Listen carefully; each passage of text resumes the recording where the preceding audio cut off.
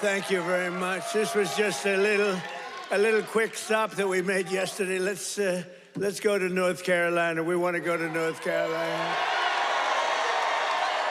And what a crowd. Thank you very much. We appreciate it. There'll never be anything like this. You know, you say, let's go to North Carolina. We get this great crowd. Outside, you have people. It's crazy. We're having a great time. And you know, these ladies right here, they've been to, I think, over 200 rallies, but I'm not going to say it. And this time I made it easy because they come from North Carolina. They didn't have to travel. Today they traveled about a half an hour, right? Isn't that nice? Instead of traveling all over the country. They're unbelievable.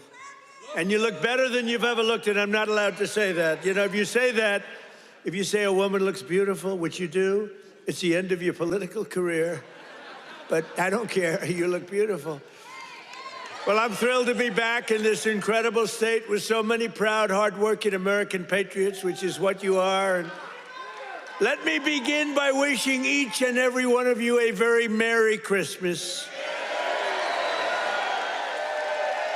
Remember, they didn't want to say Merry Christmas when I first started. 2016, we don't want to say Merry Christmas. I said, no, we're going to bring back Christmas.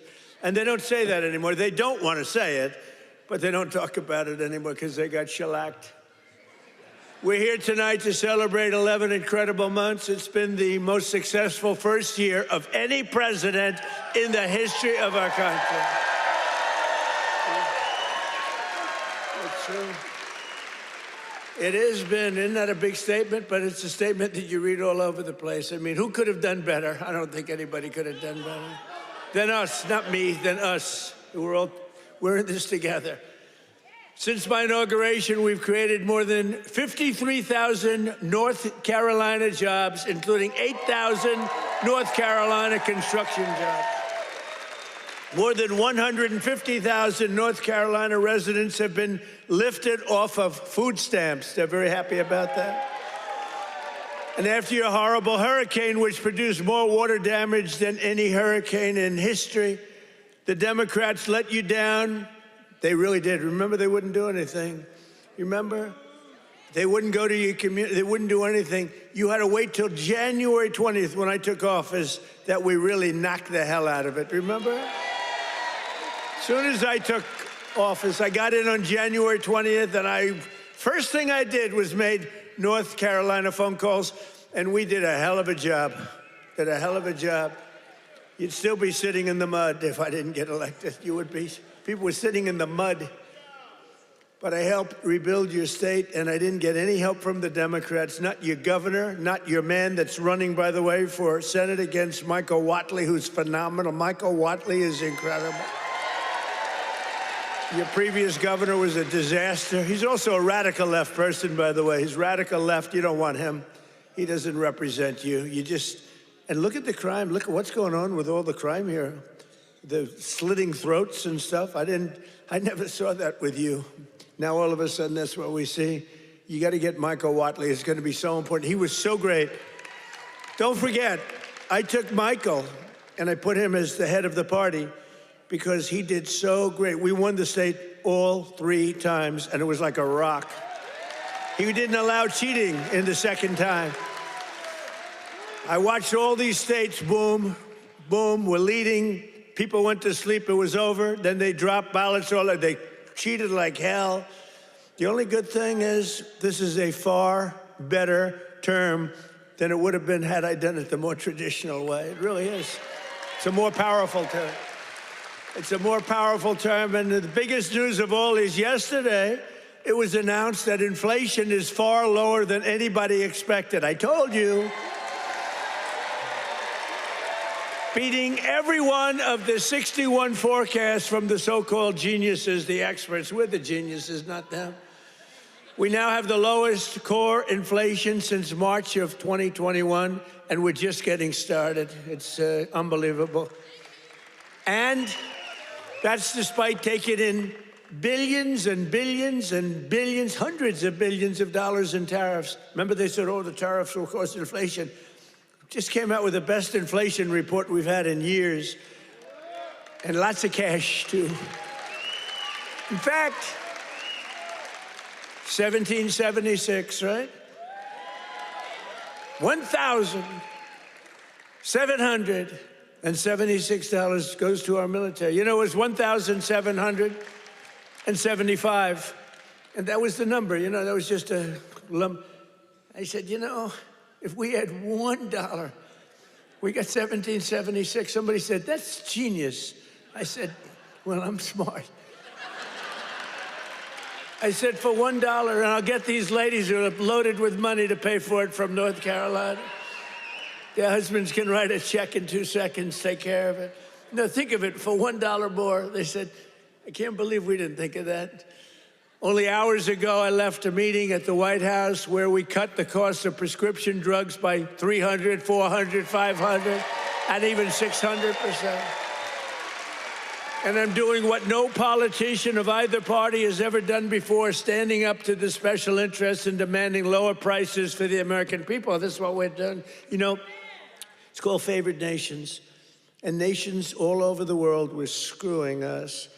We would have prices that were 10 times higher than the prices they were charging in London and in Paris and all over the world. We had the highest prices for drugs because we had politicians that wouldn't. I did it in the beginning, at the first, but then we had a thing called, you know what happened, COVID? And it was sort of hard to go after France and Italy, say, listen, on top of all your COVID all over the place with everyone dying, we want you to pay a lot of money for drugs. You can't do it. But we did it, and nobody's ever even thought of doing it before. I've negotiated and really did it directly with 17 of the world's largest drug companies, as well as foreign nations that were taking advantage of your country for decades, many decades. For years, Americans have been paying the highest drug prices anywhere in the world by far, 10 times more sometimes, 15 times more, while other countries pay drastically less for the exact same drug made in the exact same plant, in the exact same country. But under my most favored nation, you know what that means? It's a legal term. Drug pricing executive order, I just signed a couple of months ago, and is now being implemented. We have declared that the United States will now pay the same price as the lowest price of any country anywhere in the world.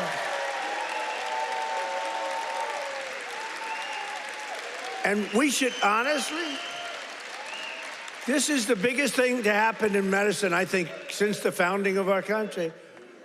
You know, I don't mind. They actually have a great location. You know, we've had people that look so good behind me that some of them went to Hollywood and actually did very well, you know? See, they may have a better location, but nobody's going to Hollywood. They can only see the back of your head. Look at all the television. Look at all those cameras. It's crazy. But we did something nobody's ever done before. Nobody's tried. Nobody thought they could do it. Don't forget, the drug companies turned out to really do the right thing. They really did. And they were there at the White House today. You saw some of the biggest companies in the world were there. The rest of them are coming next week. But the big problem was foreign countries. They would have to take their drug and raise it from $10 to $20 to $30, maybe to $100, maybe 10 times more. But it really doesn't work that way because the world is a bigger place than the US. And so you're not going to have to raise it that much, but you have to raise it. And they always said for 50 years, they say, let the United States pay.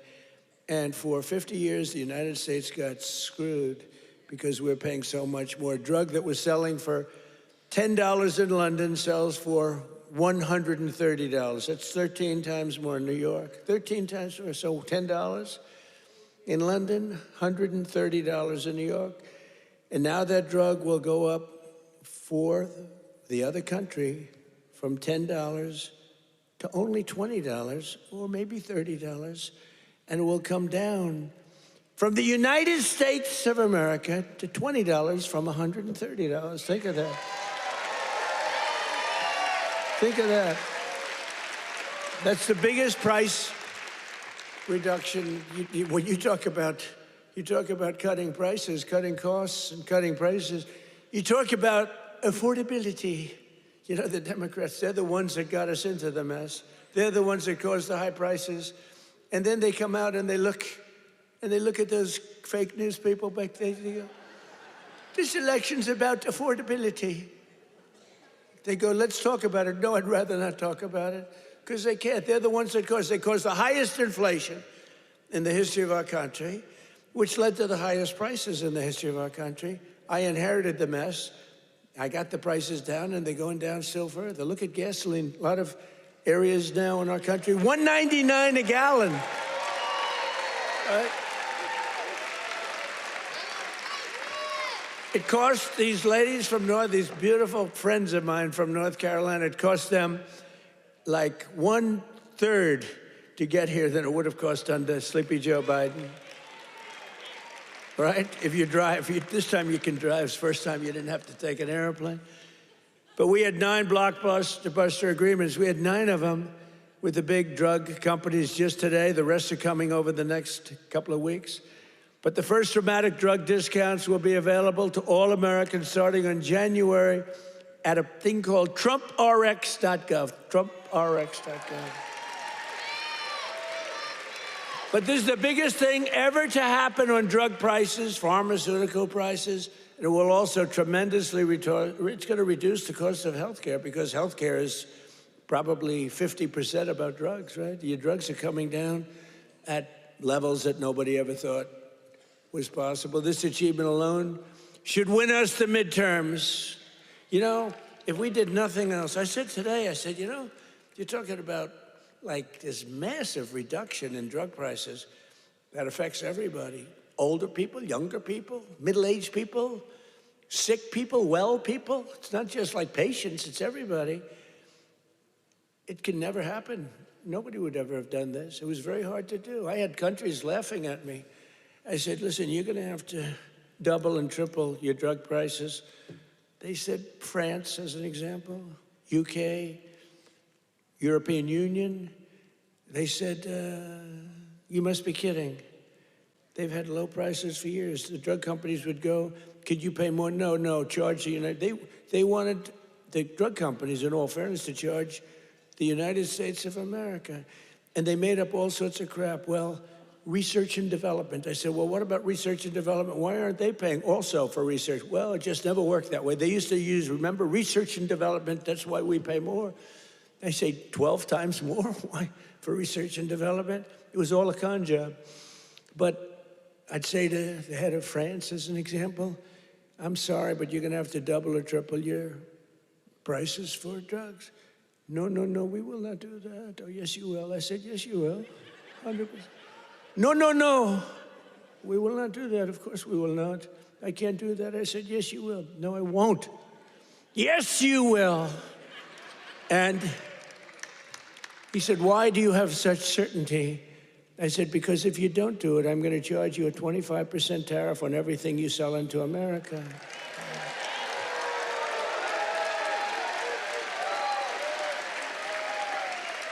And I said, because that was really the sticking point. They just would do it. They told the drug companies for years, we're not doing it. We're keeping that pill at $10. We're not going to raise it. And the drug companies said, well, you know, it's unfair. I mean, they're paying 10 times more, sometimes 15 times more. That's okay, let them pay more. We're not paying more than the prices were stuck for years.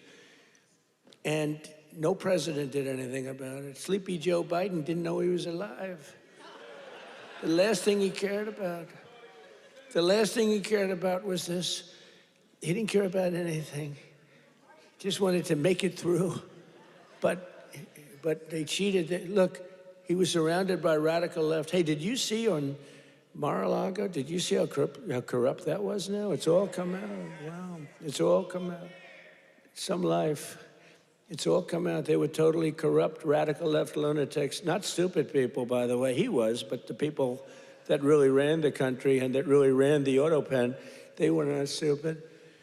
But think about what we've done. Under the Trump administration, America will not be ripped off any longer. So can you imagine these countries?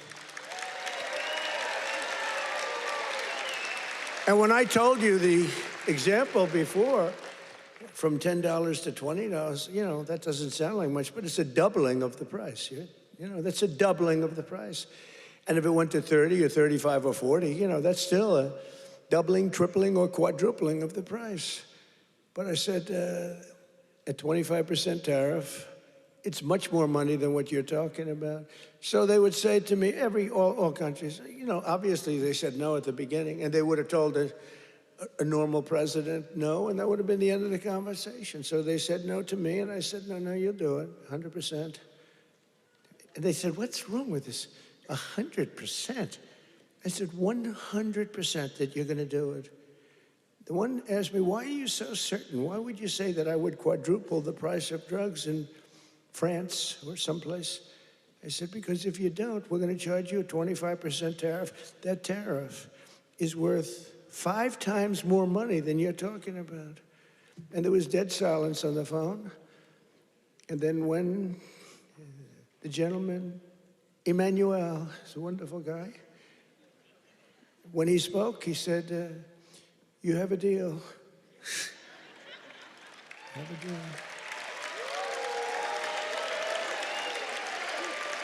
He's a nice guy, too. But you can't blame him, This has been 40, 50 years. You can't blame him. But it was the same conversation with everybody. No, we can't do that. No, I cannot double the price of my drugs. I said, no, maybe triple or quadruple. But it's still much lower than we were paying. We were paying a number that was crazy, 13, 14 times more. As president, I'm also taking in the gigantic health insurance companies that have gotten rich on billions of dollars of government subsidies. And I want the money to go directly to the people. I want the money to be paid directly to the people so that they can buy their own health insurance, which will give far better benefits at much lower cost. By the way, what I told you about buying the drugs at this massive dollar discount, it's like from where it is, that's going to have a huge impact on the cost of health care. The current Unaffordable Care Act, commonly known as Barack Hussein Obamacare, was created to make insurance companies rich. It was bad health care at much too high a cost.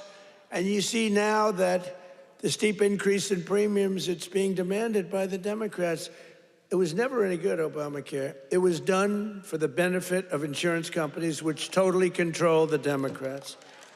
That's why you could have a strike on January 30th. You could have another shutdown because the Democrats are totally in the hands of, they're totally controlled by the insurance companies, big wealthy companies. Again, I want the money to go directly to the people so you can buy your own health care, and you'll get much better health care at a much lower price.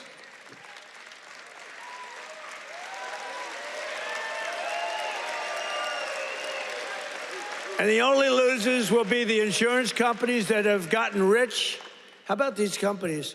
Some of them have gone up 1,400%, their stock prices.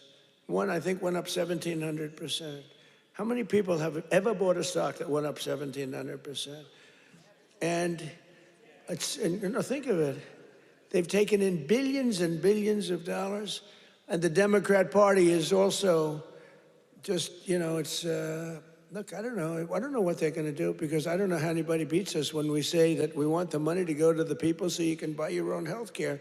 How can it ever be better than that? I wanted to do that at the beginning in 2016, but the politicians told me, sir, don't worry. I was a little bit inexperienced. I've never done this before. Now I'm quite experienced. I've seen things that nobody would have thought possible. But I said, why do we have this crazy Obamacare, or as we call it, the unaffordable? Isn't that a great name, the Affordable Care Act? I call it the Unaffordable Care Act. I should get credit. That's a good one. What's better, that or fake news? That or Pocahontas? That? I can't use the names that I used on the Republicans to gain access to the election, but we had some good names, didn't we? But I think the Unaffordable Care Act is pretty good. The UCA, right? They keep talking about the ACA. Think of that. Instead of the ACA, we call it the UCA. The UCA They say, what is that? The Unaffordable Care Act? It is unaffordable. But it was always no good. But now it's really gone. And with time, it gets worse. Now it's going to be hit big. Remember, I didn't do this. This is Obamacare. This is Obamacare. This isn't Trump. But you don't need it because let the money not go to the insurance companies. The problem is the Democrats will shut down the government because they are totally beholden. I don't love that word, but they're beholden, they're beholden to the insurance companies. So I don't know what they can do about it, but they'll probably close down the government. It's so simple. The money should go to the people. The people should then take all of this money and buy the best health care there is. And there'll be a lot of money left over. Right?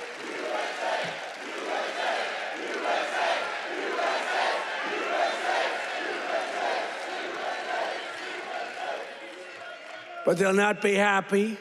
But that's okay with me because you, the hardworking citizens, and finally you're going to have great health care at the right price, so you're going to have it. Although today I did suggest one thing, because when I was watching these big drug companies get up and talk about things, they were giving free medicine, and I mean, they couldn't have been nicer, they couldn't have been better, and they were, giving us a hard time a while ago, but it worked out good.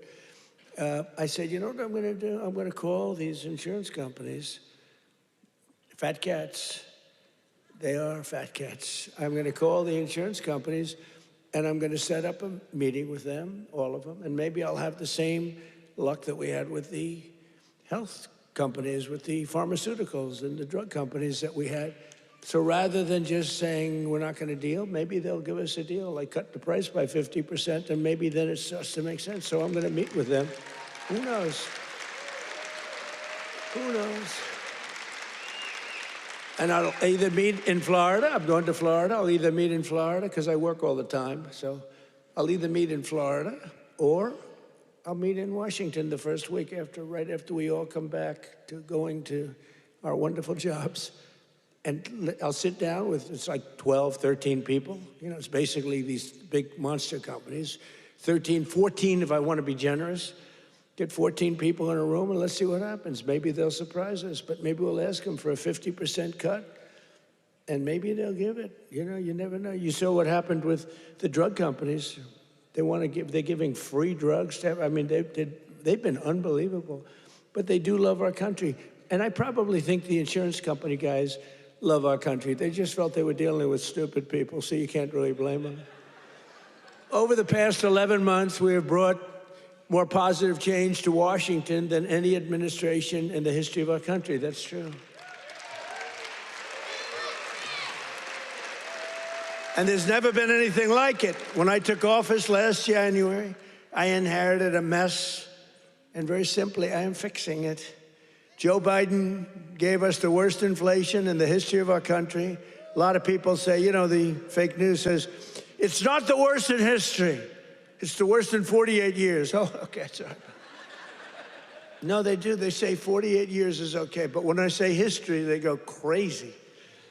That's when I let them win. I say, I'm sorry, apologize. I like that hat, 47.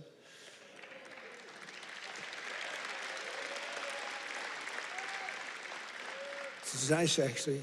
Beautiful, nice thread, gold thread. I watched that myself. I want gold thread, not mustard colored, No, they give you, a lot of times they sell you mustard color. It costs them a lot less. We don't accept those hats. When you have a mustard colored thread, don't accept it. But it caused the prices to be higher than ever before, making it really life unaffordable for millions and millions of Americans. Our border was open and our country was being invaded by an army of 25 million people. Many came from prisons and jails, mental institutions, and insane asylums. You know the difference between a prison and a jail? A prison's more severe, right? You know the difference between a mental institution and an insane asylum? An insane asylum is more severe. They came from both. They were drug dealers, gang members, and over 13,000 murderers, more than 50% of whom killed more than one person. Think of that. They killed more than one. A lot of them said, oh, I didn't mean, but when you kill more than one, get them the hell out of our country. How about How about that incident with that horrible monster that killed the young, beautiful girl from Ukraine, an animal? And to think we'll have him in trials for years, and you'll get some nice liberal lawyer, and we'll say, oh, well, he had a bad day. Yeah, he had a bad day. He slit her throat. We had men playing in women's sports, transgender for everybody, crime at record levels, the worst trade deals ever made.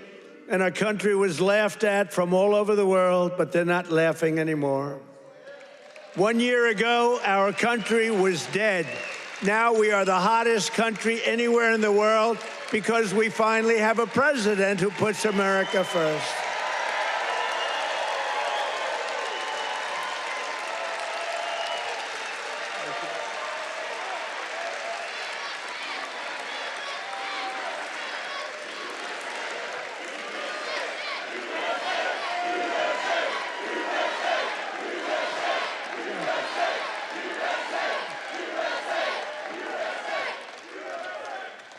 The last administration and their allies in Congress looted our treasury for trillions of dollars, driving up prices on everything at unprecedented levels.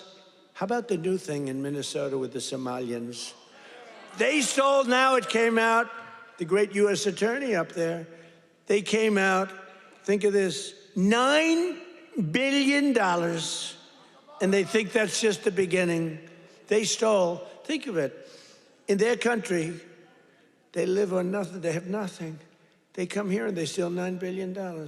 Are we stupid? I mean, how do we allow that to happen? Ilhan Omar should be sent out of our country. She should not be allowed to be a congresswoman. She married her brother either to stay or to get him into the country. And yesterday she, I guess, made up a story. She said the police attacked her son. They stopped the car, and the police said, we never attacked him, we never stopped him. It was a made-up story. She's a con person. She's full of con. She says, zero. She said, you ought to get her the hell out of our country. That's what you ought to do. She made up a story that the police stopped her son's car and they harassed the hell out of him. It turned out to be a fake story. There was no stoppage of his car, and there was no harassment. But think of that, in Minnesota, this beautiful place, once beautiful, I don't call it beautiful, you got a governor who's a stupid person, and a corrupt. He's corrupt and stupid. But he allowed this to go on. He allowed this to go on. Everybody knew what was going on. But what nobody knew is over $9 billion. And the people of Minnesota are not happy. And you know who's running for governor? Mike Lindell. Do we like Mike Lindell? That man suffered. That man suffered. What he did, what he went through because he knew the election was rigged. And he did it. He just did it as a citizen. Mike Lindell, I'll tell you what, every time I introduced him, he got the biggest hand. I hope he does great. He deserves to do great. That man suffered. These people went after him. They went after his company. They did that with me, too, but at least I knew what I was getting into. He was just a guy that said, geez, this election was so crooked. It was so rigged. He fought like hell. That guy deserves to be governor of Minnesota, I'll tell you right now. He's a great guy, too.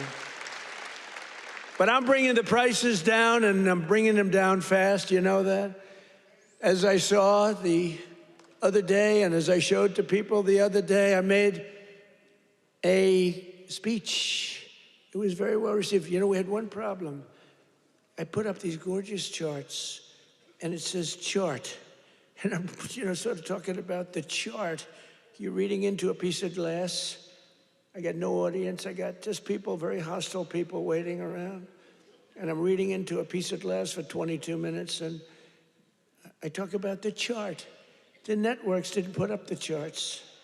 Only Fox put up the charts. Fox put them up, in all fairness. When we get angry at Fox, we have to remember that. They put up the charts, so you could start putting them up now if you want. But we put up these beautiful charts that were very... Look at that. But I very much like the chart from Butler, PA. I like that much better. That's my all-time favorite chart. You know, that's a great chart. They're all great charts, but I never like a chart like that chart I put up in Butler. Just take a look at the chart right here. That was a good chart. I love that chart so much. I sleep with that chart. But this is okay. There'll never be a great chart for me. It's only the one. Compared to Butler, all charts stink. But look at that chart. Look at the kind of Biden price increases and Trump price increases. Look at that. They're all Biden. We're bringing the prices down. Look at that chart. NBC and CBS and ABC fake news. They're fake news. Oops, that camera just went off. Sorry about that. Every time I mention that camera, you know, you see the red light back there, being, you see it go off. ABC fake news. I think ABC's the worst. Believe it or not, George Slopadopoulos, he paid me about $16 million. You have George Slopadopoulos. I heard Chris Christie lost his job. They fired Chris Christie. And they have a great young woman taking his place who happens to be Hispanic and happens to be phenomenal. She's going to do a great job. But they fired Chris Christie. I guess, you know why? He wanted to eat all the time. No, they fired him. He was bad news. But I'd say ABC is the worst of the networks. I would then say NBC is horrible. I mean, just horrible. They had this guy on, this fake guy, the fake senator. I call him the fake senator from a place called Georgia, right? And he was talking about all the, you know, things. He says he's a church leader. You know, it's funny, if you go in as a church leader, they talk about church and state, right? He's allowed to talk about, he said, I'm going back to my church and I'm going to pray this morning. I'm going to talk about all these issues. If a Republican said that, they start screaming church and state. They don't scream. But NBC's really bad. And CBS, I mean, I love the new owners of CBS. Something happens to them, though. 60 Minutes has treated me worse under the new ownership than, they just keep treating me. They just keep hitting me. It's crazy. And then you have Marjorie Trader Brown, I call her, because green turns to brown under stress. So I call her Trader Brown, which I don't like doing because 2 words is too much. 2 out of 3. We're changing to Marjorie Taylor Greene. I'm going Marjorie Trader Brown, so I have to trade. And a lot of people don't understand 2 words is too much to change. I actually like Marjorie Taylor Brown better, but everyone says Marjorie Trader Greene is good, but they're all good. But what the hell happened to her? She must have been a stone cold liberal. She's on CNN now all the time. Can you believe it? And it was only because I couldn't call her back. You know, I have 218, 19, it changes, but we have 200 and some odd congressmen and women. I have 53 senators. I have 212 countries. I've got a family. It's nice to talk to my family, too. You can't call a president every single day, and then when the president doesn't call you back, she goes around saying, he doesn't call me back. He doesn't. I said, Marjorie, I can't call you back. I got 2. I think, Marjorie, I just can't call you back. I'm sorry. And I wouldn't call her back. And she goes onto a rant. He won't call me back anymore. Sorry about that. You know, you can only go so far. Yeah, once a month, once every week or 2 weeks, but you can't, you know, highly neurotic. Her, not me, but I'm neurotic too. I think I'm probably very neurotic too. I always say controlled neuroses is good. Being neurotic, no good, but if it's controlled, that's okay. It gives you some energy. But what the hell happened to Marjorie Trader Greene? It's unbelievable, but she dropped out because I wasn't going to endorse her, and the person I would have endorsed was going to kill her in the polls. So she dropped out. And then they talk about how brave she is. No, brave would be to stay. And, you know, it's one of those things. But she dropped out. I can't believe it that people can change so much. But you can't go from being a strong conservative to a stone-cold liberal unless you were lying. You know, you can't do that. I mean, you can stop liking somebody or You can say, I don't know. She's fake. Look, front row Joe. What are you doing in the second row? What happened?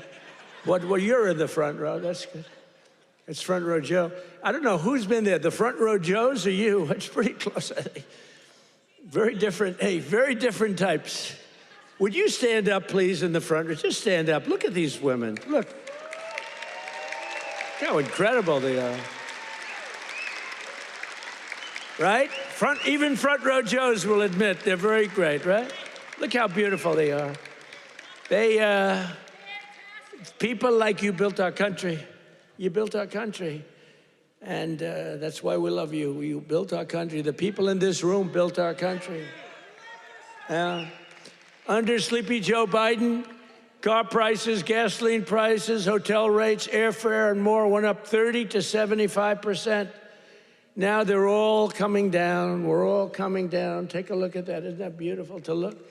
The same is true with groceries. The price of a Thanksgiving turkey was down by 33% compared to Sleepy Joe's high-priced era. Don't forget, when you have the highest inflation in history and or 48 years, do we think 40, and look, in terms of a speech, I think 48 years is the equivalent of history. Do we agree? Can we say? Because they had a piece on me today in one of these fake newspapers, which are all dying. They're all going bankrupt, thank God. But they're the worst. That I misrepresented by saying history. It's actually 48 years. And I said, you know, that's not a bad misrepresentation, I don't think. The price of eggs is down 82% since March.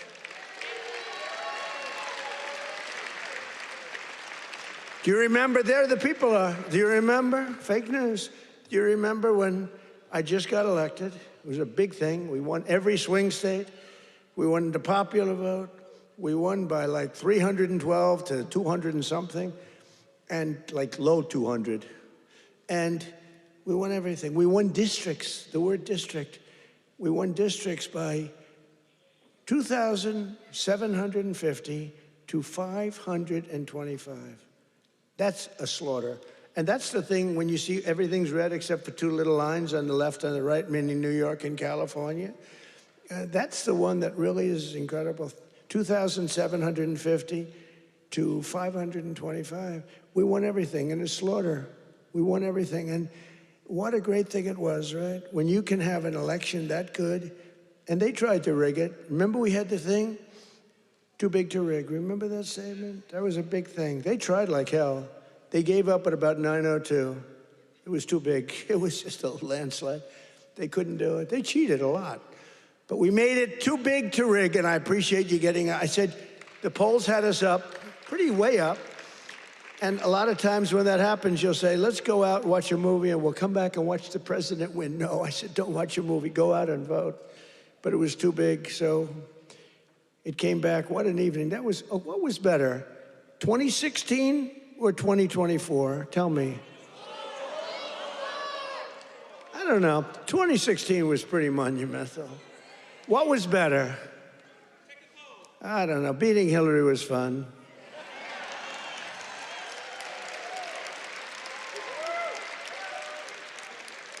Well, Hillary has a much higher IQ than Kamala.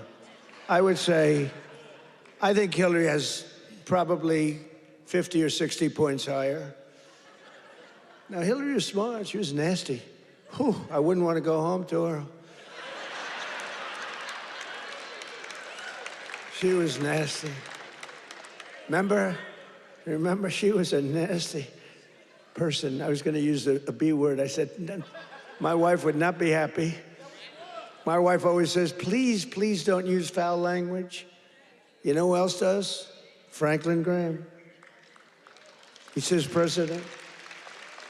He says, I love your speaking ability, President. You're a great speaker, although nobody says it. You know, I get these big crowds, but did you ever see the press do a story that I'm a great speaker? They say, oh, he looked tired. Oh, he's this, oh, he's that.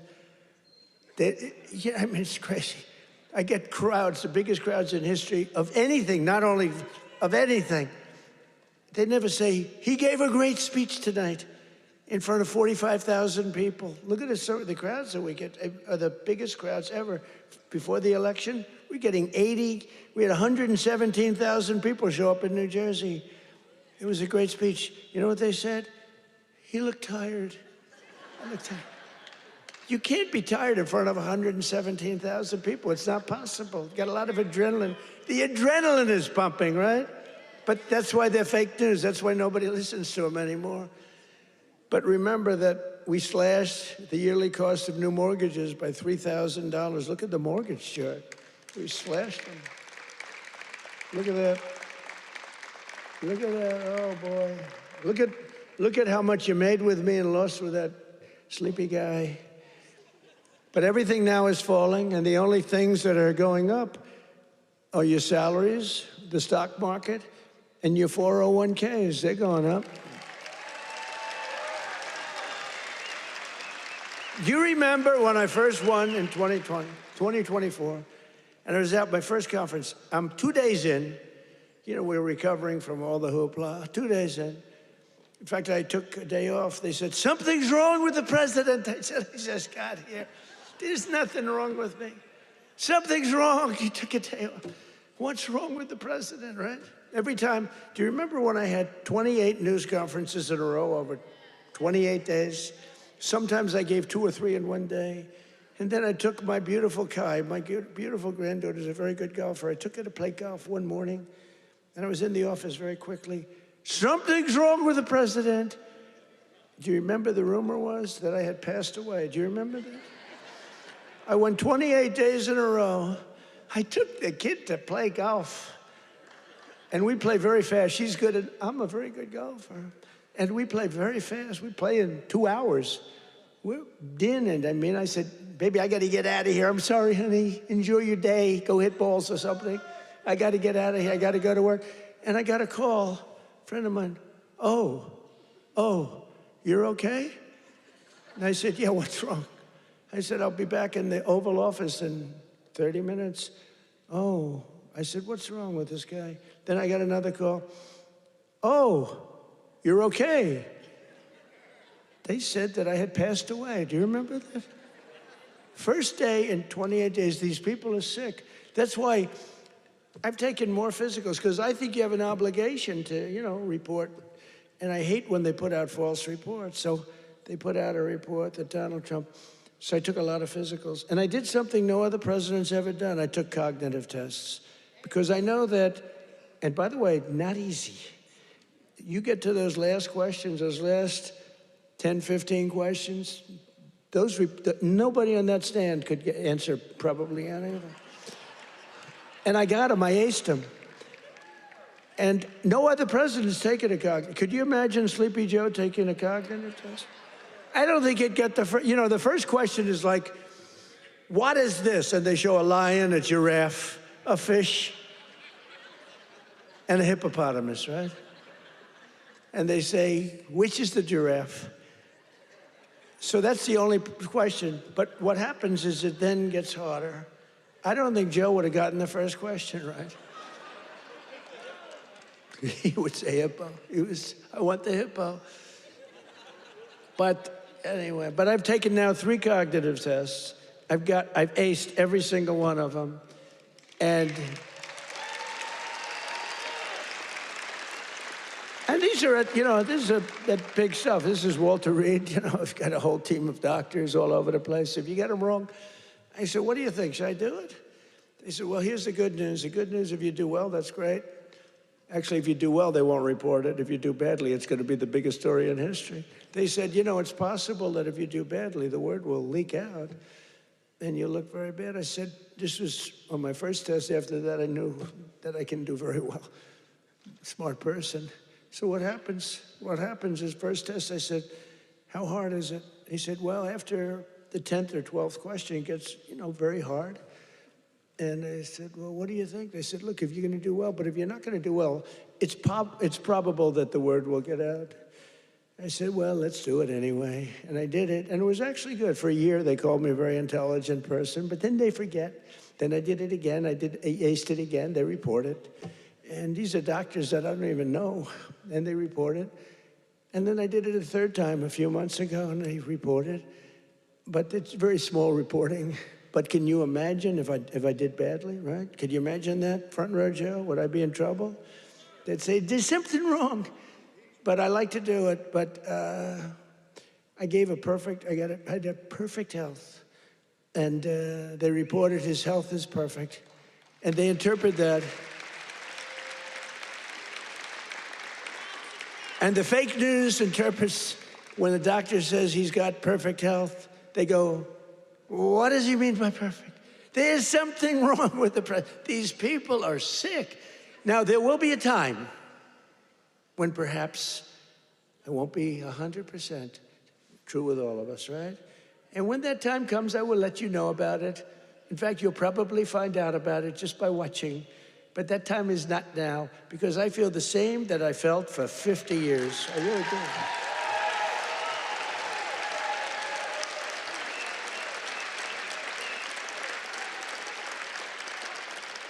But we have I think we have an obligation to, at least report your health. But I will tell you, to me, because of what happened for 4 years, I really think having a cognitive test for presidents to take a cognitive test is very important. I think it's very important. I'm hearing that they say it's, not with Biden, they said it was not constitutional. That was the least of his problems. But I think it's very important that a president or people running for president and vice president take a cognitive test. I mean, I think it's a very important thing. I don't know. They say you shouldn't do that, it's unjust, it's not constitutional. They say all these things, but I really believe that. Under Trump, wages are rising much faster than inflation for the first time in many years. Think of that. Wages are rising faster than inflation. That's what it's all about, right? And we're delivering lower prices and bigger paychecks. And the wage chart that you see up there is incredible. That NBC didn't put up and the networks didn't put up. There are more people working today than at any time in American history. And very importantly, while tens of thousands of new jobs under Biden were government jobs, they were government jobs. I could do that right now. You saw it today, we had 4.5% inflation. That's because I'm letting go of tremendous numbers of government workers. We're replacing them. In fact, we've reduced the federal workforce by 270,000 jobs. That's not to be mean. That's to get them off. And they are getting jobs in the private sector, and we're helping them to get jobs. But if you have all government jobs, we're going to be, a country that we don't want to mention names because we don't want to insult, but we're going to be a country that cannot be great. 100% just came out, 100% of all jobs created since I took office have been in the private sector. The only way to make our country great. Think of that. Think of that. 100% of the jobs created are in the private sector. Now, if I want to make some good numbers, I'll add 300,000 jobs. I can do it with one phone call.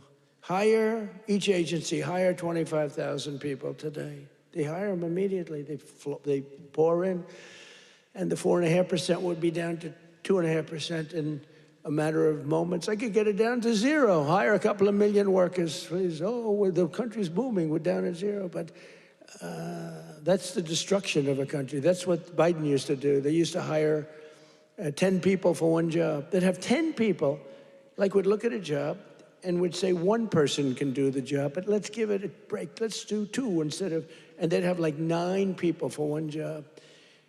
And that's really tantamount to a failed country. In 4 years, the last administration secured less than $1 trillion in new investments in our country. Think of that, 4 years, less than one.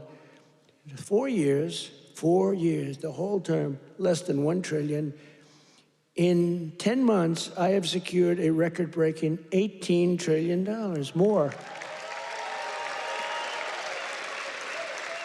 They gave us doom and gloom, and I'm building the Trump economic boom. It's a boom. It's a boom. These factories, auto plants, AI plants, We've never had anything like it. I ended the radical left's war on American energy, terminated the Green New scam, and signed an order to drill, baby, drill. We're drilling. You see where gasoline's coming down?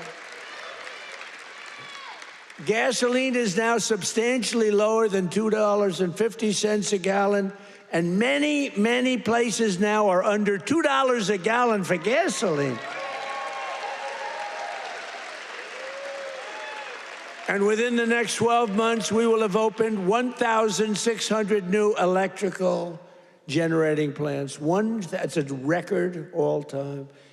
Because, you know, we need tremendous amounts of electricity for AI and for all these plants.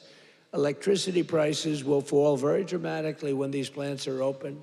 To protect North Carolina workers, we imposed 25% tariffs on foreign automobiles, 50% tariffs on foreign steel, and I approved 25%, 30%, and 50% tariffs to save North Carolina's cherished furniture industry, which has been decimated by China. You know, I used to come here a lot for one reason. I'd build hotels, and I'd build different buildings, and I'd come here to your furniture area. I used to love it. Those people were so talented. I'd buy so much furniture, and that was before politics. I did great. I was very good at real estate, I would tell you. But I used to come to North Carolina to buy furniture for lobbies or furniture for hotels, and I was here a lot. I mean, you've been decimated, but it's coming back now because I put tariffs on, big tariffs, actually. But I remember I'd say to a guy, I like that chair. You don't realize what I did. I would look at a chair. The arm of a chair was very important to me. I said, I like that chair, but this arm has to be a different shape. And you got to chisel that. I'm a very aesthetic person, believe me. Except with women. I don't care what a woman looks like. I used to say beautiful. Now I don't care. Since politics, I never mention looks anymore. The most beautiful woman can walk right across. I don't even look at her anymore. Because in politics, that's the sign of death. We don't look. But I do look at the arm of a chair, and I'd say to your artists, they were artists. They were artisans, you know? I'd say, no, can you give a different curve? Can you do a little more carving at the end? They would, right in front of me, bing, bing, bing, bing, bing, bing. They were like geniuses. You lost the business. It went to China and other places, but mostly to China. Because they never put tariffs on, just like they didn't put them on chips, just like they didn't put them on cars. You lost 58% of your car industry. By the way, it's all coming back. Some of it's coming back here. It's all coming back. Because to bring a car into our country is costing 25 to 50% tariffs now, and they can't do it. They can't compete. Tariff is, and I won't say it because it gets me in trouble, my favorite word. No, I won't. My fifth favorite word. Do you remember when I said the word tariff is my favorite word in the dictionary? Remember that? And then the fake news got me. What about religion? What about God? What about your family? What about your wife? What about your children? I said, they got me in this one. So now tariff is my fifth favorite word. And now I'm okay. It's my five. Now I'm okay. But starting in the new year, the people of North Carolina will also see the dramatic results of the largest tax cuts in American history, including no tax on tips, no tax on overtime, and no tax on Social Security for our great seniors. No tax for our seniors. Tell me what? Let's do a poll. Because you know these pollsters charge you $1 million to ask a question, then they just write down an answer. They don't do polls. It's a total con job, some of these polls. One thing I don't like about Fox is their pollster. Total fake. Their pollster's the worst. They've been saying they're going to get rid of them for 10 years. The fake pollster, then you have the election, you win by numbers that are like through the roof. But Fox has been treating me good. They have great people there. Sean Hannity is great. Jesse is great. Laura is great. Greg is great. They're all great. We have great people. The morning is excellent. Who, what? Which corruption? Where? Oh, yeah. Well, we have to do that. We're going to take care of that. We're going to take care of corruption in our country. I mean, I was talking about Fox. I don't know. He's talking about corruption. No, it's okay because he's on our side, but he's just a little ahead of me. He's talking about corruption. I'm talking about Fox, how good the anchors are, right? But they are really great. They are very good. But the pollster's no good. You know, he's no good. The pollster's terrible. But we still get good numbers. But the numbers are actually much better than that. But we're joined tonight by Heather Whitley, a bartender and server in Nashville, North Carolina, who will save over $5,000 from no tips. Think of that. From no tax and tips. Heather, where are you, Heather? Are you here, Heather? Where are you? Where are you? You want to come up? You want to come up? Come on up. She's going to save over $5,000, no tax on tips, toward a down payment on her first home. So, Heather, congratulations. Look how amazing she is, right? Come on up. I don't know how you're going to get up that stair. Are you okay? Look at her. She has no problem. Somebody else would not be able to make it. Thank you, darling. Nice to see you. Want to say something? Go ahead. Well, it's been a tremendous help. It's now allowed me to invest in my first home, and that is the American dream for all of us. I don't have much to say, sir. Good. Thank you so much. You said it perfectly. Thank you, darling. Thank you.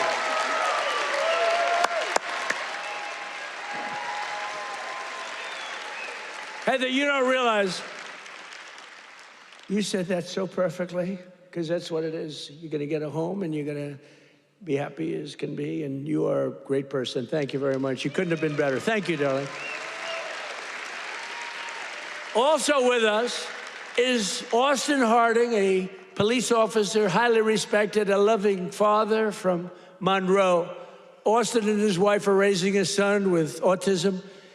A beautiful son, beautiful, beautiful person, and are passionate supporters of MAHA, and they love Robert F. Kennedy Jr., so do I.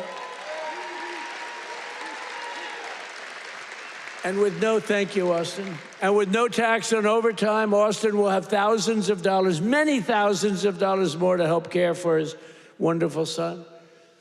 Last but not least, we have Carolyn and Charles Thurston, who run a successful small business providing care to senior citizens. That's great.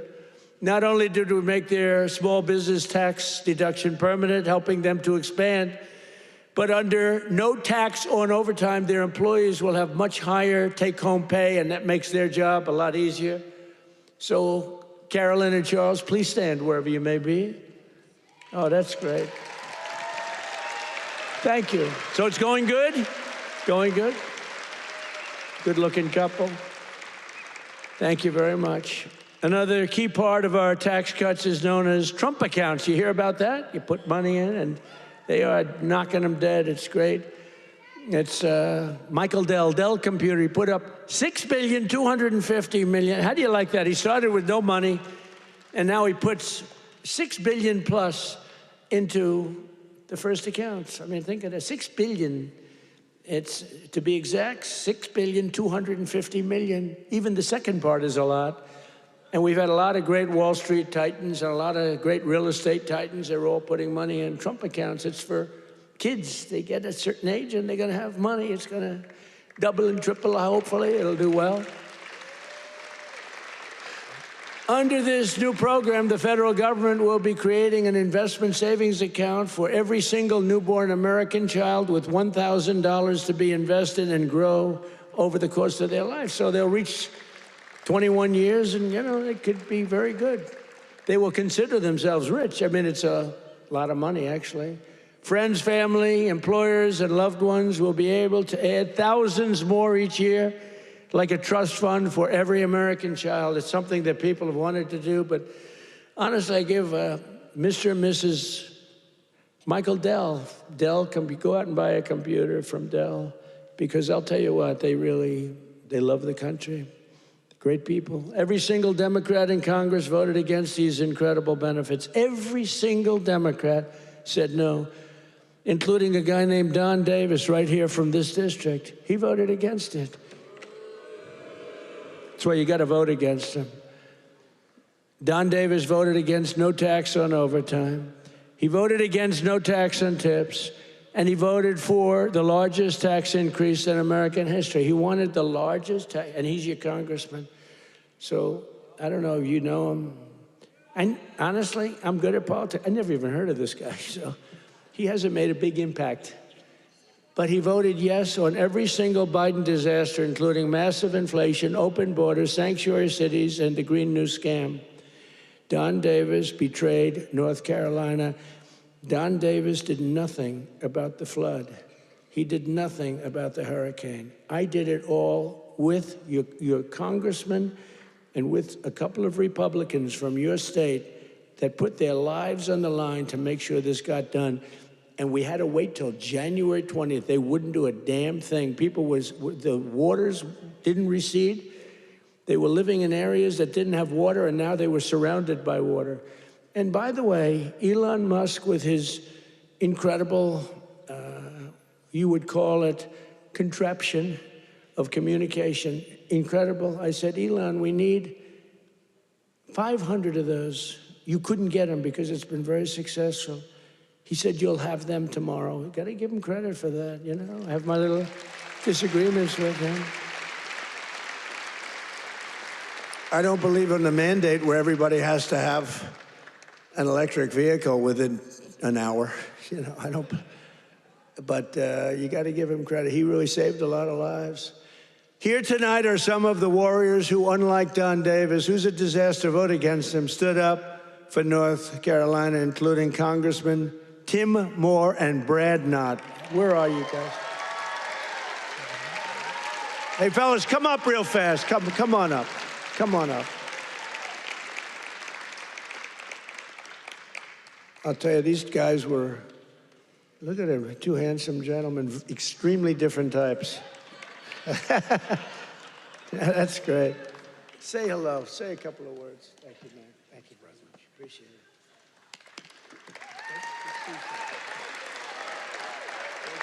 Well, everybody, I was with the president when he had his first trip once he took the oath. And where did he come? North Carolina. As we gear up for the midterm cycle, where's the first state that President Trump has come? North Carolina. He knows what you know. It's the people that make this country great. It's not the government, it's not regulations, it's people just like you.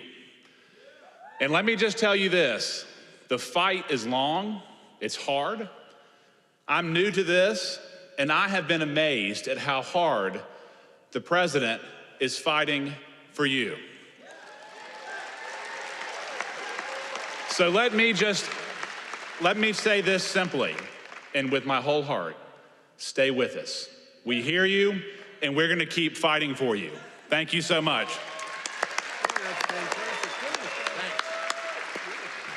I guess I'll have to lower the mic, Mr. President. Let me just say, echo what Brad said. I cannot think of a better president in the history of the United States. Someone who loves this country, who does so much. Mr. President, I don't know how you do it all. You make the Energizer Bunny look slow. It's absolutely incredible. The leadership that this man shows, not only in our country, but on the world stage. We are finally respected around the world again, and that is not an accident. Mr. President, North Carolina loves you. The United States loves you. Thank you for what you're doing. Great job. Thank you.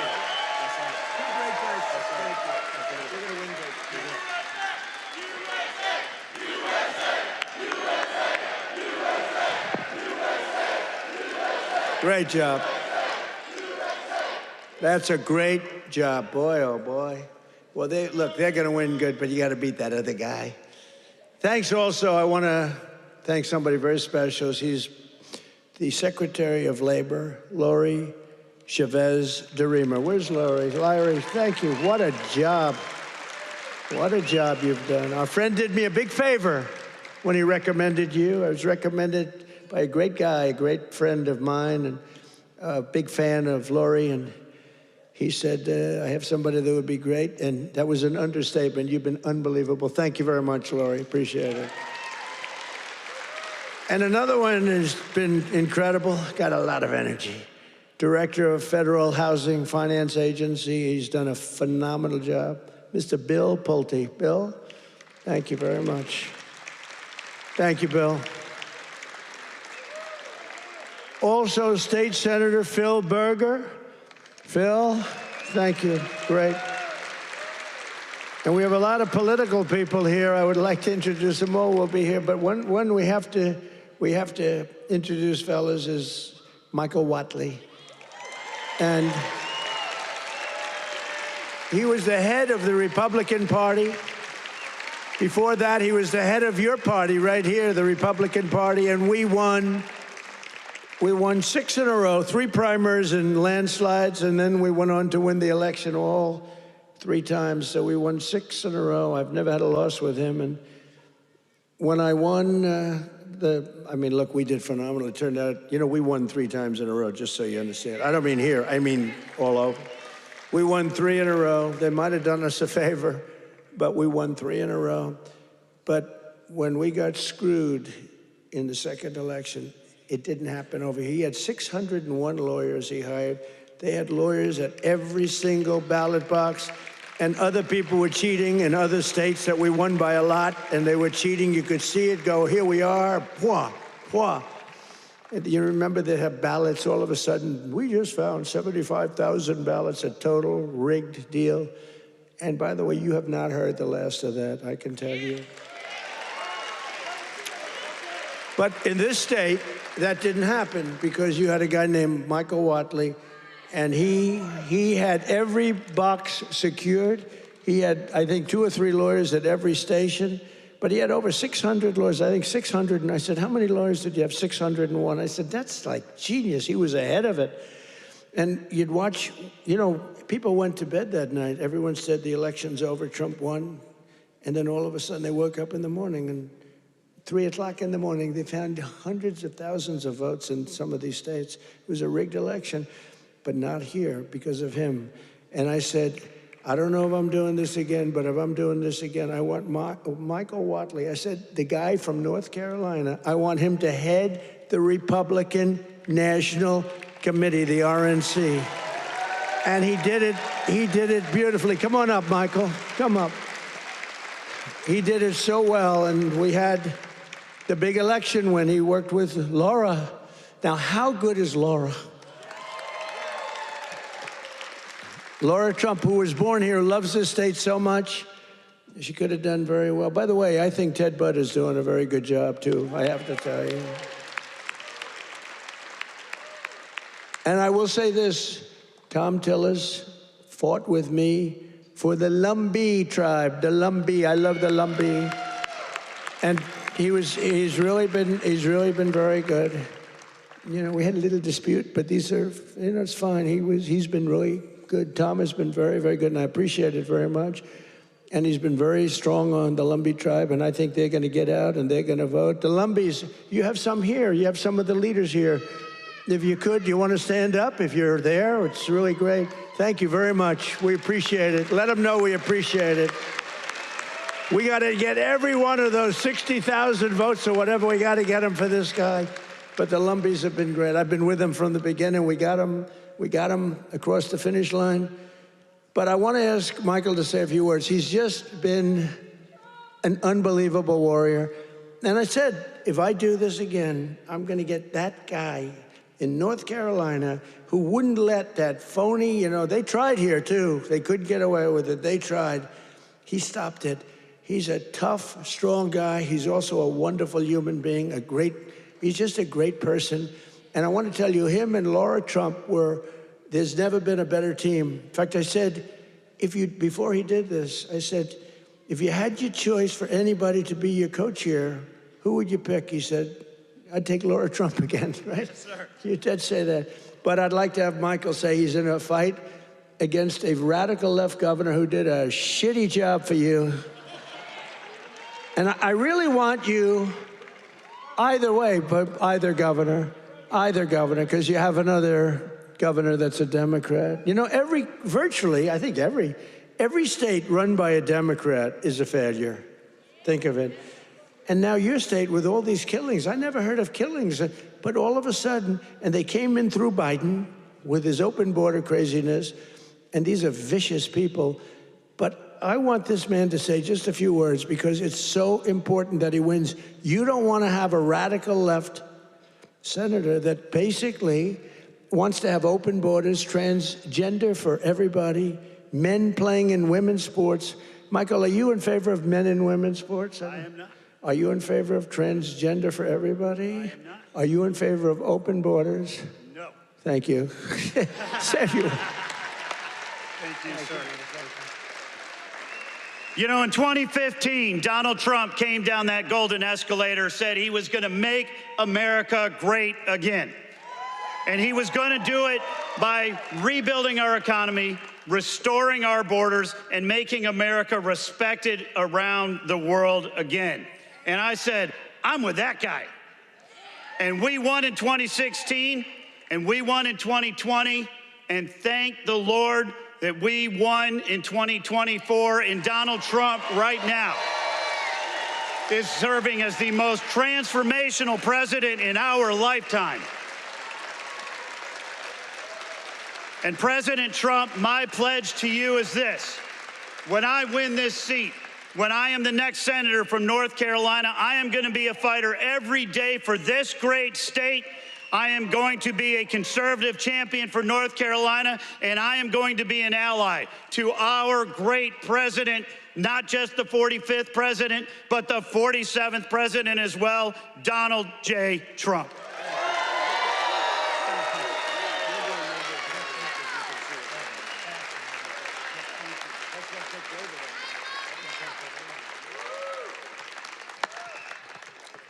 What a great guy he is. So get out and work for him. I hope you can get your group of about 70 women to go out and do it. We can get all the front rows, and we got to win. He's a good man. And he represents your values, that I can tell you. But I also want to express my condolences to the people of this state and to the loved ones of NASCAR legend Greg Biffle, who perished yesterday in a tragic plane crash with his family in Statesville. I met him twice. He was just a great young man. And what a tragedy that is with his whole family. So I just want to pay our condolences, our love. Please. I'll tell you, North Carolina will never forget them. He was, and his family were incredible people. Together, we've achieved more in less than 1 year than most other administrations achieved in 8 years, which is true. Most of them didn't achieve much. Within a matter of weeks, we ended the invasion of our southern border. For the past 7 months, 0 illegal aliens have been allowed into our country. Think of that, 0. And that's made up by Democrats. A feat which everyone said was impossible. Biden and the radical left Democrats in Congress turned North Carolina into a dumping ground for tens of thousands of third world migrants, driving up your rent and your housing costs. According to a government report, over 60% of growth in the rental market came from foreign migrants, paid for by the federal government, by the way. Paid for by the federal government, you, the taxpayer. Mass migration fueled mass inflation. But now we are fixing it, and we have record-setting deportations, and we're really focused on the bad people. We're really focused on the bad people. We have farmers who are great people. They know what they're doing. But we're focused on the bad ones. We're getting the murderers, the drug dealers. We're getting the ones from prisons. We're getting them the hell out of here. We're focused very strongly on that. For the first time in 50 years, we're seeing reverse migration as migrants go back home. We're saying, go back home, please. And we want the bad ones to go back home because those are the ones that caused the problem. And think of Washington, D.C. Outside of the terrorism attack from 3 weeks ago. And by the way, that young, beautiful man is doing well. You know, We thought we lost both of them. And we lost one who's looking down on us right now. But it looks like he just stood up. Can you believe it? He stood up today for the first time. Two great people. Sarah's looking down on us, and from heaven, she was incredible, doing so well. But he's doing, they were both about the same. We thought we lost both of them. Hit in the same area, if you can believe it. He was hit hard. But he's, and his mother, Monica, I spoke to her the night of, sir, he'll be okay. Every doctor was saying he doesn't have much of a chance. And she said, sir, I'm telling you, I know my boy, he's going to be fine. I can't believe it. And literally, actually yesterday, he stood up and he's talking a little bit. I mean, the whole thing is incredible. The mother, I've never seen anybody. I never saw anything like it. She was so positive. She said, I'm praying, and everybody's praying, the whole country's praying, and there's no way he's going to have any problem. He's going to be just fine. It's not even that he was going to make it. It was like, he's going to be fine. Incredible person. In the year before my election, all net job creation was going to foreign migrants, all of it, 100%. Since I took office, 100% of all net job creation has gone to American-born citizens. The migrant invasion also brought massive crime. What's happening with the killings in North Carolina is indescribable. I mean, for the first time, you're in national news all the time with the killings. That's because you're run by Democrats. 2 weeks ago, an illegal alien from Honduras who entered under Biden walked onto a train in Charlotte with a large knife and brutally stabbed a passenger multiple times in the chest. The same savage criminal alien had previously been arrested 2 months earlier, but he was released by authorities to pillage and kill, which he did. Also recently in this state, you saw this one. Nobody could watch it. Another monstrous criminal with 14 prior arrests plunged a knife into the throat of an innocent young, beautiful girl, Ukraine. She was from Ukraine, who was sitting on a train. You could see she was scared to be there. You could see that, right? Everybody knows what I'm talking about. She walked onto the train. She was afraid to be there. What happened to North Carolina? You didn't have that condition. And then she was attacked from behind violently by this savage. No one can ever forget that look of shock and terror on the young woman's face. It happened so fast as her murderer walked down the train car, dripping with blood all over. Passengers are looking at him. They're saying, what is that? There's blood pouring out from every part of him, from the knife. For years, radical left politicians have been releasing bloodthirsty, violent offenders and criminal aliens back onto your streets under our leadership. We're finally getting illegal aliens and vicious felons off the streets and throwing them out of our country, or in some cases, putting them in the toughest jails in the world because, frankly, we don't want to let them into their country because we don't want to take a chance that these animals will come back. We're restoring law and order in America.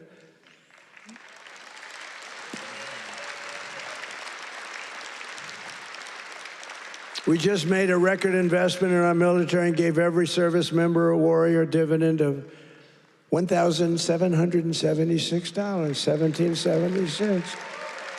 And I'm also pleased to announce that just 2 hours ago, we hit the ISIS thugs in Syria who were trying to regroup after their decimation by the Trump administration 5 years ago. We hit them hard. I ordered a massive strike on the terrorists that killed our 3 great patriots last week. 2 soldiers, 1 interpreter, all great people. And it was very successful. It was precision. We hit every site flawlessly, and we are restoring peace through strength. We're all over the world. I settled 8 wars in 10 months, destroyed the Iran nuclear threat, ended the war in Gaza, and got the release of hostages, both living and dead, and created peace in the Middle East. We have peace in the Middle East, first time in 3 years, peace in the Middle East. I cut federal funding for any school that pushes critical race theory or transgender insanity. And we completely banned the chemical and surgical mutilation of children.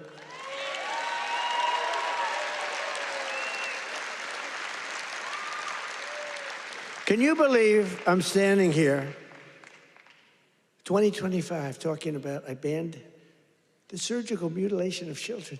Could you imagine 15 years ago saying that? People would say, this guy's crazy. What the hell is he talking? The surgical mutilation of children. I banned it.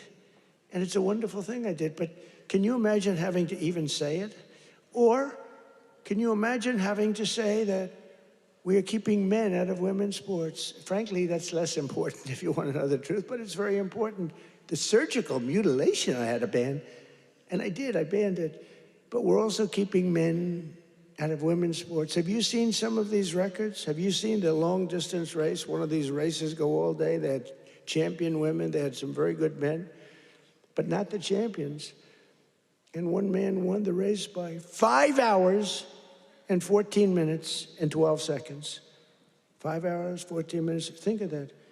Won the race by 5 hours. What do? Your parents go back home, go to sleep for a few hours, and come back and meet your daughter, and she's supposed to be thrilled?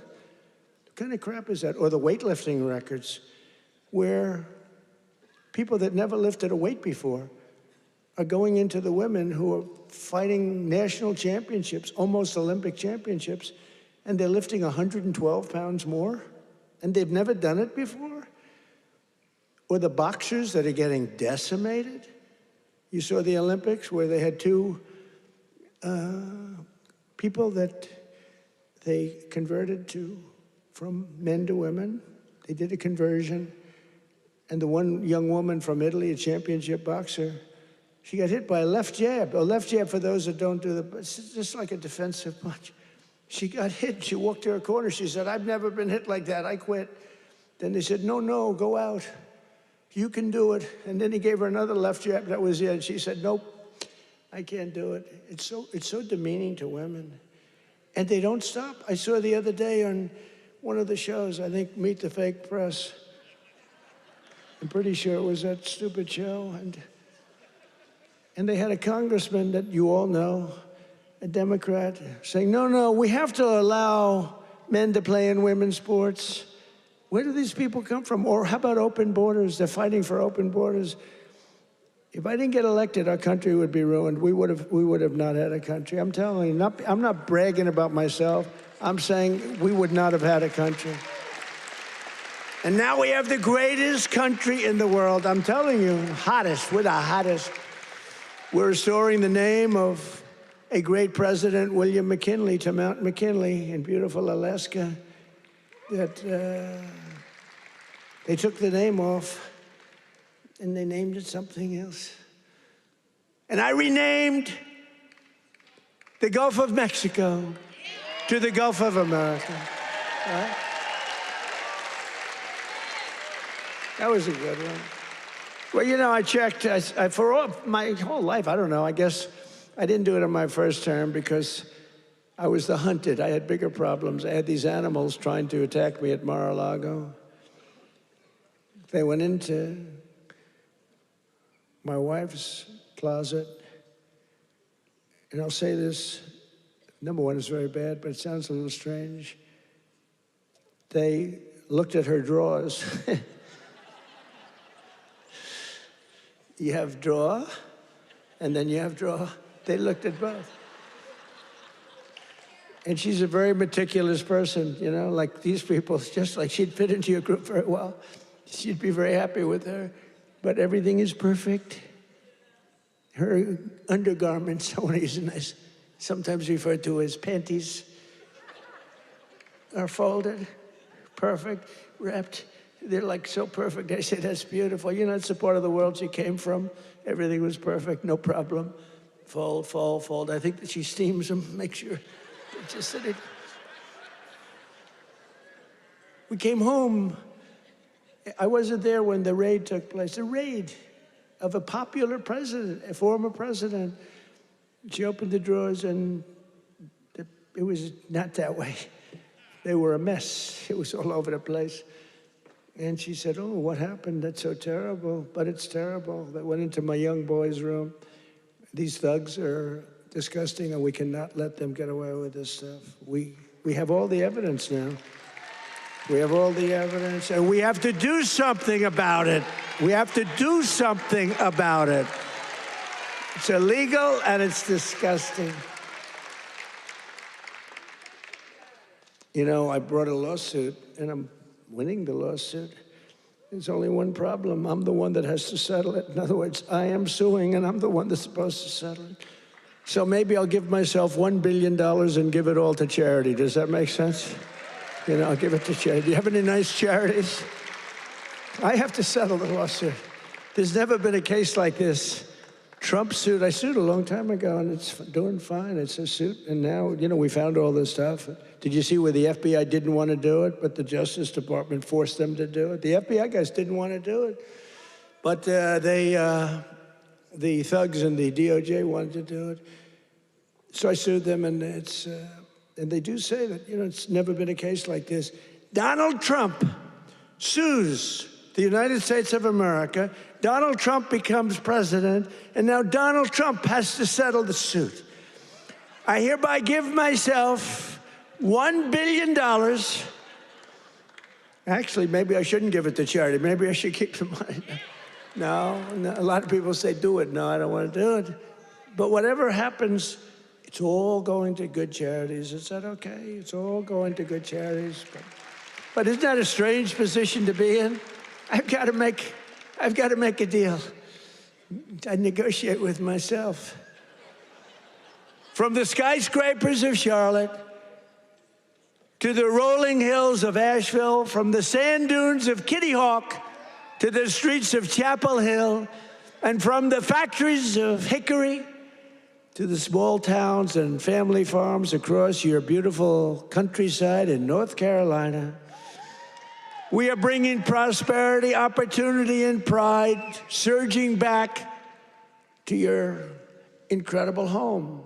Together, we're pairing all these people together. You're coming together. You know, it's coming together like nobody's ever seen, but we're fixing 4 years of disaster and decline.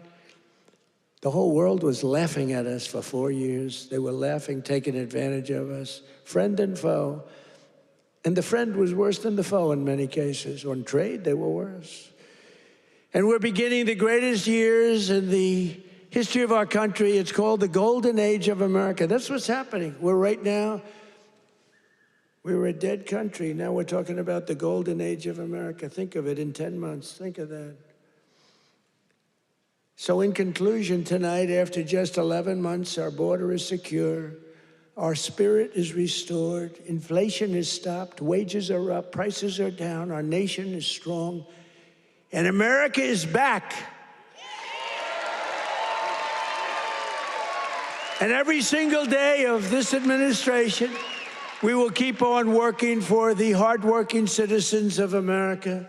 We will fight, fight, fight. We will win, win, win. And with your help, we will make America powerful again.